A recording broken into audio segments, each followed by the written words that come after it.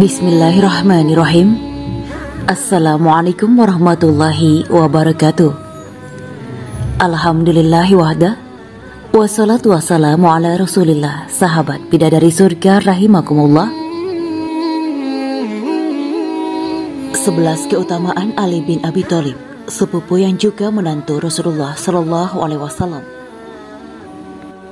Sayyidina Ali bin Abi Thalib radhiyallahu an 599 sampai 661 adalah khalifah keempat dari Khulafaur Rasyidin.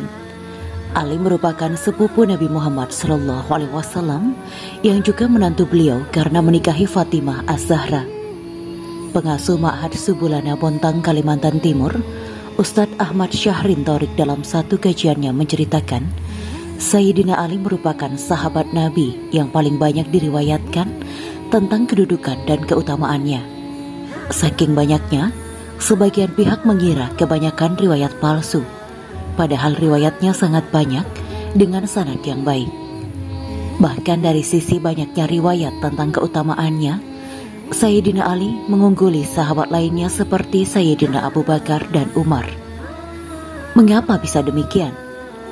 Al-Hafidz Ibnu Hajar rahimahullah menjelaskan, faktornya adalah karena beliau sebagai khalifah yang terakhir, ditambah lagi dengan banyaknya perselisihan yang terjadi di zaman pemerintahannya hingga ada beberapa orang yang melepaskan diri darinya. Ini yang membuat Ahlus Sunnah berupaya mengangkat dan menyebarkan keutamaannya, kata Ustadz Ahmad Syahrin Thorik dalam satu kajiannya. Berikut 11 keutamaan Ali bin Abi Thalib yang perlu diketahui umat muslim. 1. Orang kedua yang masuk Islam setelah Khadijah. Ibnu Ishaq meriwayatkan, setelah Khadijah masuk Islam, Ali bin Abi Thalib berkunjung ke rumah Nabi Muhammad. Ketika itu ia mendapati Nabi dan Khadijah sedang mengerjakan sholat. Ali bertanya, "Apa ini wahai Muhammad?" Rasulullah Shallallahu Alaihi Wasallam lalu menjelaskan kepadanya tentang Islam.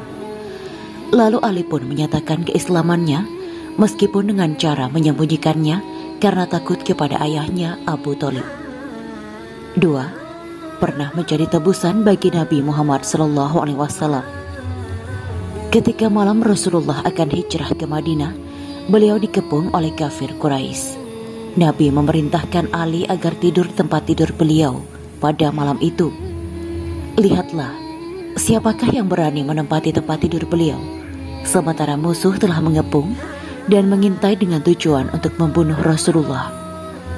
Sungguh tidak akan berani melakukannya kecuali pemberani yang telah dikaruniai keikhlasan yang luar biasa. Ibnu Abbas ketika menyebutkan firman Allah yang artinya, dan di antara manusia dan orang yang menjual dirinya karena mencari keridhaan Allah, dan Allah Maha Penyantun kepada hamba-hambanya. Quran Surat Al-Baqarah 207. Ia berkata, pada malam itu Ali telah menjual dirinya, tepatnya saat ia mengenakan selimut Nabi dan berbaring di tempat tidurnya. 3. Banyak ayat yang turun berkaitan dengan beliau. Al-Quran memang bukan diturunkan untuk suatu masyarakat tertentu, apalagi orang tertentu. Namun kita ketahui, ia memiliki asbabun nuzul yang menjadi latar peristiwa sebuah ayat atau surat diturunkan oleh Allah. Banyak sekali ayat Quran yang diturunkan berkaitan dengan sahabat Ali bin Abi Thalib.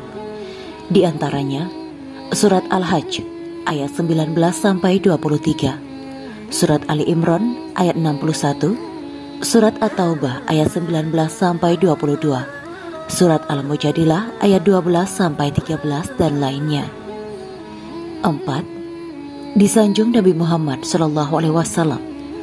Rasulullah Shallallahu Alaihi Wasallam pernah bersabda, "Tidakkah engkau rela mendapatkan kedudukan di sisiku seperti kedudukan Harun di sisi Musa? Hanya saja tidak ada nabi setelahku."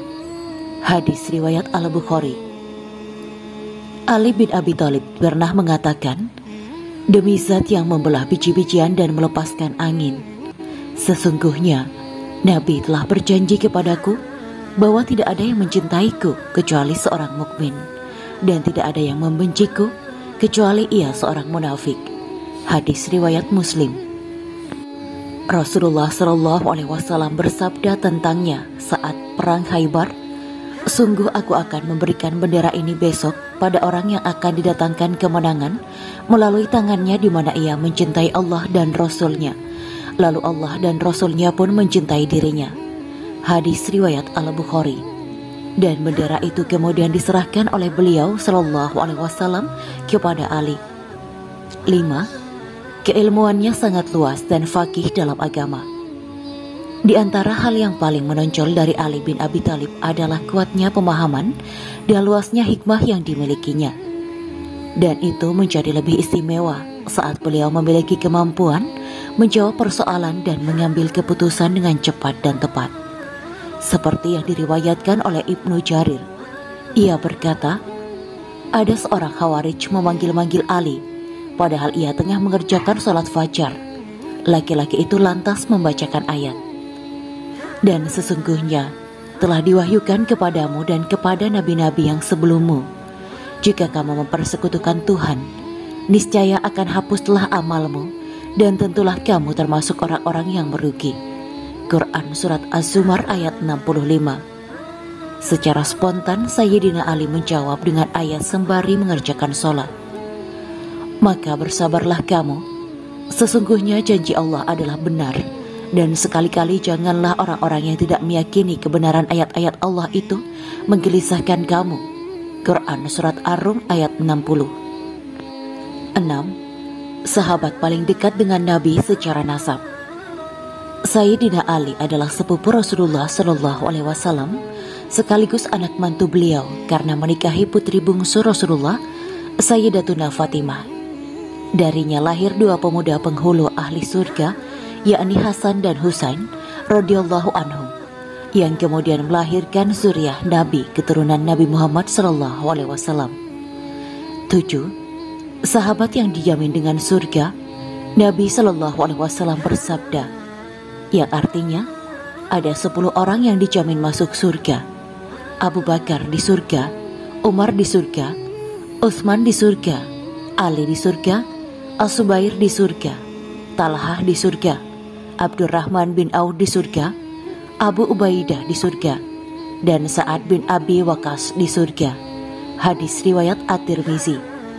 8. Orang paling zuhud terhadap dunia. Zuhud adalah sifat yang paling nampak pada kepribadian Amirul Mukminin Ali bin Abi Thalib. Beliau tetap hidup sederhana meskipun faktor-faktor untuk hidup bergelimang harta terbuka untuk dirinya. Kezuhudan beliau ini membekas kuat terhadap orang-orang yang ada di sekitarnya, sehingga jadilah semacam madrasah yang sangat berpengaruh dalam sejarah umat. Hasan bin Sholih bin Hayy berkata, orang-orang menyebut-nyebut orang yang zuhud di sisi Umar bin Abdul Aziz.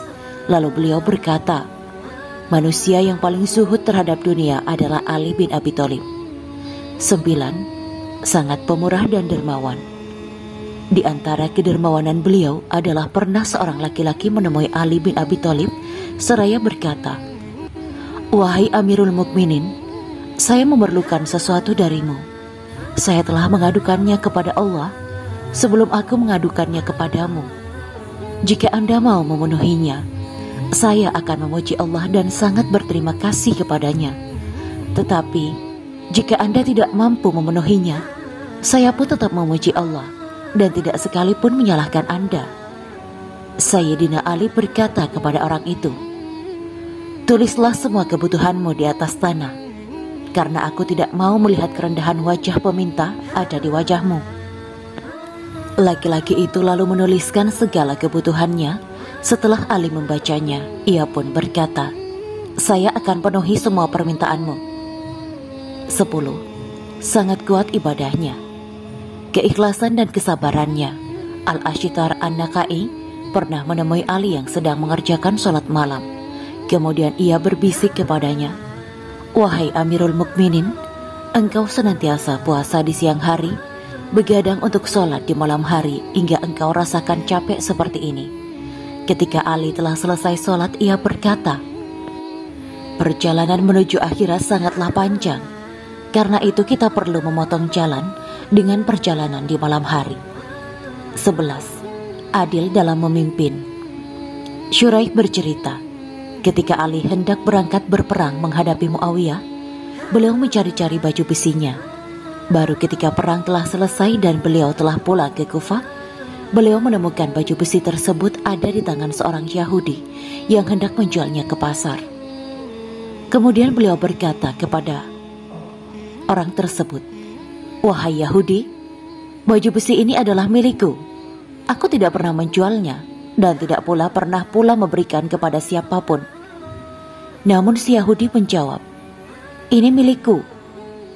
Ali berkata, "Kalau begitu mari kita laporkan kasus ini kepada Kadi." Kemudian beliau berdua pergi menemui Syuraih sang Kadi. Syuraih berkata, "Katakan wahai Amirul Mukminin." Beliau menjawab, "Baju besi yang ada di tangan si Yahudi ini adalah milikku.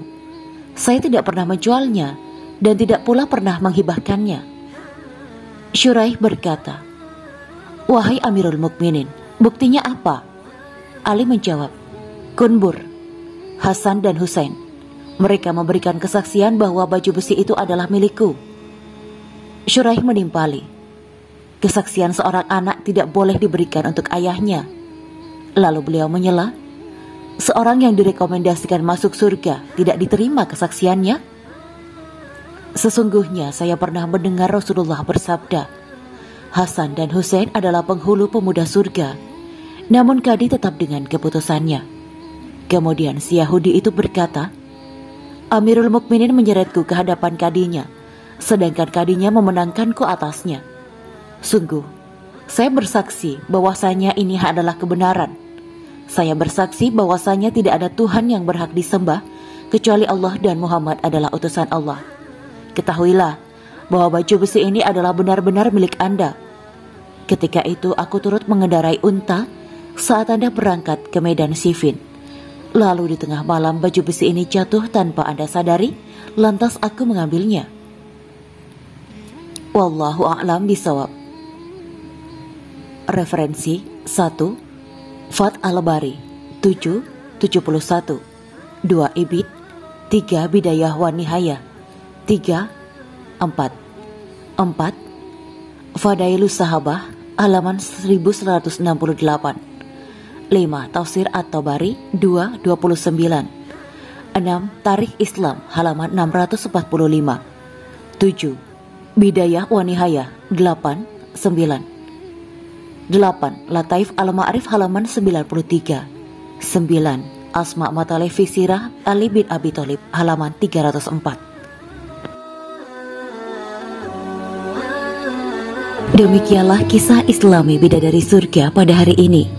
Jangan lupa like, share, dan tinggalkan komentarnya agar kami semakin bersemangat dalam membuat konten yang lebih baik lagi dan dapat diambil ilmunya.